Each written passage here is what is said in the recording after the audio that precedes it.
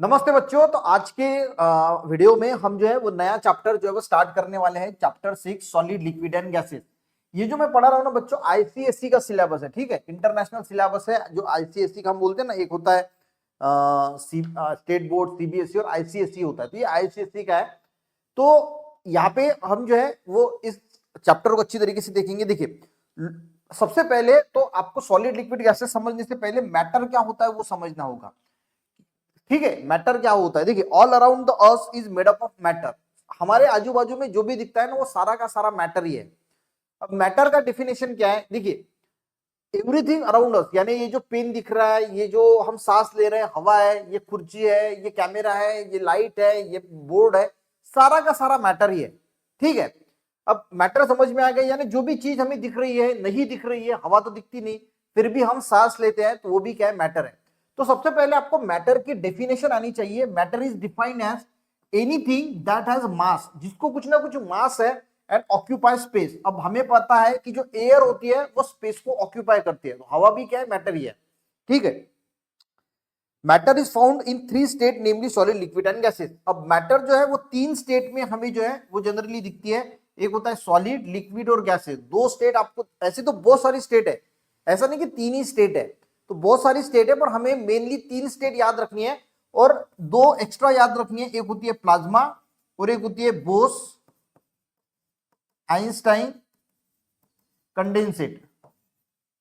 ये भी एक्स्ट्रा में याद रखना, ठीक है। ये 2 याद रखा तो भी बहुत है, सॉलिड लिक्विड गैस, प्लाज्मा और बोस आइंस्टाइन कंडेंसेट। पर हमें मेनली 3 ही स्टेट देखनी है, सॉलिड लिक्विड गैसेस, पर ये एक्स्ट्रा नॉलेज आपको जरूर होना चाहिए। तो देखिए, मैं एक बार ये पढ़ता हूं ताकि आपको और कॉन्सेप्ट क्लियर होगा। लुक अराउंड यू, आपके आजू बाजू में देखो, बोलते हैं matter is all around us.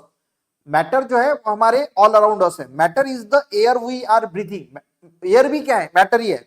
Matter is the book you are reading, जो बुक में रीड कर रहा हूं वो भी मैटर है। द क्लोथ वी वियर, जो क्लोथ हमने पहने हैं। द फूड वी ईट, जो खाना हम खाते हैं। The vehicle that help to travel from one place to another place, all are matter. तो वो सारे के सारे क्या है, तो मैटर है। अब what is matter? Matter is everything anything that has mass and occupy space. तो आपको ये डेफिनेशन जो है वो 4-5 बार लिखना है, याद कर लेना है। Matter is found in 3 major state. Matter जो है वो 3 मेजर स्टेट में हमें मिलती है, namely solid, liquid and gas. Matter is made up of very tiny particle called as a molecule. जो मैटर होता है वो टाइनी पार्टिकल से बना होता है। कोई भी मैटर है वो टाइनी पार्टिकल से बना होता है, जिसको हम मॉलिक्यूल्स बोलते हैं। तो मॉलिक्यूल्स भी लिख लेना कि matter is made up of very tiny particles called molecules. यानी हम मॉलिक्यूल्स किसको बोलते हैं, जो छोटा पार्टिकल्स है जिससे मैटर बना है। अब ये बुक है, इसका छोटे छोटे, हमारे जैसे बॉडी सेल्स से बनी है, छोटे छोटे सेल्स से टिश्यू बनता है, टिश्यू से ऑर्गन बनता है, ऑर्गन से बॉडी बनती है। तो ये जो छोटा सा पार्ट है, छोटा सा टाइनी पार्टिकल्स है, इसको क्या बोला जाता है, molecule. Whether the matter is solid, liquid, gas depends upon way this molecules are arrange on it. अब ये सॉलिड है, लिक्विड है या गैस है, ये किस पे डिपेंड होता है कि ये जो मॉलिक्यूल्स है वो कैसे अरेंज है, इससे डिफाइंड होता है कि मैटर सॉलिड है, लिक्विड है या गैस है। अगर हम एक एग्जांपल लेंगे आइस का, आइस में ये मॉलिक्यूल बिल्कुल क्लोजली पैक होते हैं और इसी वजह से हम इसको सॉलिड बोलते हैं। उसी में लिक्विड में ये ज्यादा क्लोजली नहीं होते, इसको लिक्विड बोला जाता है। और ये बहुत ज्यादा अगर एक दूसरे से दूर है तो ये वाटर वेपर बोलते हैं।